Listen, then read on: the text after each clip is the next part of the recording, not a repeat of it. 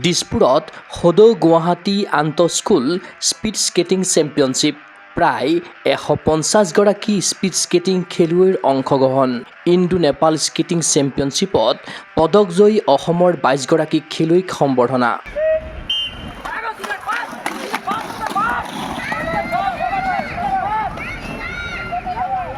দেওবাৰে এদিনীয়াকৈ দিছপুৰৰ স্কেটিং ৰিংকত অনুষ্ঠিত হয় সদৌ গুৱাহাটী আন্তঃস্কুল speed skating championship 2026। Assam speed skating সন্থাৰ উদ্যোগত অনুষ্ঠিত প্ৰতিযোগিতাখনত অংশগ্ৰহণ কৰিলে গুৱাহাটীৰ প্ৰায় 20খন স্কুলে। ক্ৰীড়াংগনত সমাৱেশ ঘটিল 150গৰাকীৰো অধিক স্পীড স্কেটাৰৰ। 5 অনুৰ্ধৰ পৰা আৰম্ভ কৰি 14 বছৰ ঊৰ্ধ্বলৈকে বিভিন্ন বয়স গোটৰ শাখাত খেলুৱৈসকলে ক্ৰীড়াংগনত উজাৰি দিলে শ্ৰেষ্ঠত্ব। এই প্ৰতিযোগিতাৰ পৰাই আগন্তুক বিভিন্ন চেম্পিয়নশ্বিপৰ বাবে খেলুৱৈসকলক কৰা হ'ব বাছনি। টুৰ্ণামেণ্টখনৰ সন্দৰ্ভত জনালে অসম স্পীড স্কেটিং সন্থাৰ কোষাধ্যক্ষ জয়দীপ মহন্তই। All Guwahati inter school speed skating championship আমাৰ দিছপুৰ গ্ৰাউণ্ডত অনুষ্ঠিত কৰা হৈছে এদিনীয়া কাৰ্যসূচী। আৰু গুৱাহাটীৰ যিমান স্কুল আছে গোটেইখিনিয়ে পাৰ্টিচিপেট কৰিছে আৰু 150ৰো অধিক এতিয়ালৈকে মই দেখিছোঁ 150ৰো অধিক পাৰ্টিচিপেট ইয়াত কৰিছে স্কেটিং কৰিলে। আৰু এতিয়া আণ্ডাৰ 10 ষ্টাৰ্ট হ'বলৈ গৈ আছে, আণ্ডাৰ 8লৈকে খতম হ'ল আৰু আগন্তুক যিমান টুৰ্ণামেণ্ট আছে ইয়াৰ পৰাই বাছনি কৰা হ'ব। ভাল ভাল বাচ্চাখিনি কেম্প কৰিব, তাৰপিছত বাছনি কৰা হ'ব।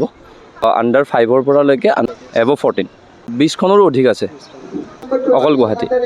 ইফালে যোৱা 2 আৰু 3 মে'ত নেপালত অনুষ্ঠিত হৈ যোৱা 12 সংখ্যক ইণ্ডো নেপাল স্কেটিং প্ৰতিযোগিতাত অসমৰ 22গৰাকী খেলুৱৈয়ে অংশগ্ৰহণ কৰি দাঙি ধৰে সুন্দৰ প্ৰদৰ্শন।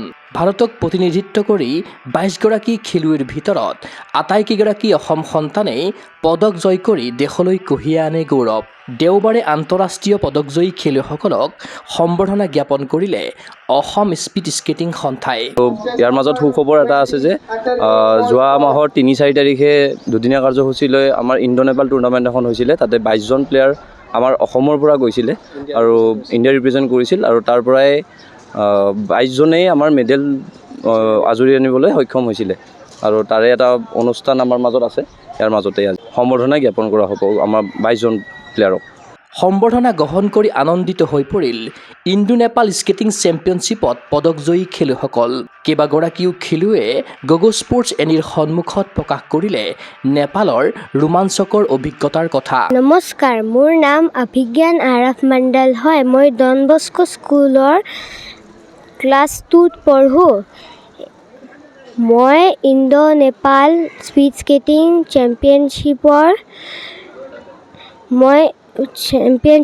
মই গোল্ড আৰু চিলভাৰ পাইছিলোঁ।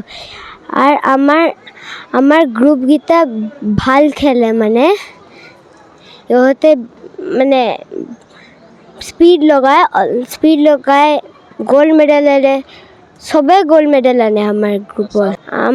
আমাৰ কোচৰ নাম জয়দীপ মহন্ত। মই জয়দীপ মহন্ত ছাৰৰ তাত কৰোঁ। মোৰ ভাল লাগিছে, বহুত ভাল লাগিছে। চবকে এপ্ৰিচিয়েট কৰিছে ছাৰকেইটাই আৰু মোকো এপ্ৰিচিয়েট কৰিছে। মোৰ নাম জাগৰণ দিগন্ত শইকীয়া। মই চাউথ পইণ্ট স্কুলত পঢ়োঁ। মই ক্লাছ 6ত আছোঁ এতিয়া। মই ইণ্ডো নেপাল স্পীড স্কেটিং 2026 চেম্পিয়নশ্বিপত গৈছিলোঁ। মই 2টা চিলভাৰ পাইছোঁ, এটা লং ৰেচ আৰু এটা শ্বৰ্ট ৰেচত। মোক মানৱ ছাৰে শিকায়, মানৱেন্দৰ মেধি।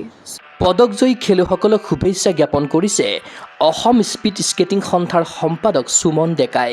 ক্ৰীড়া অনুৰাগীৰ আশা অসম স্পীড স্কেটিং সন্থাৰ তত্বাৱধানত ক্ৰীড়াংগনত দুপদূপে আগুৱাই যাওক অসমৰ প্ৰতিভাশালী খেলুৱৈ। চিন্ময় বৰাৰ প্ৰতিবেদন, গগো স্পৰ্টছ এনি।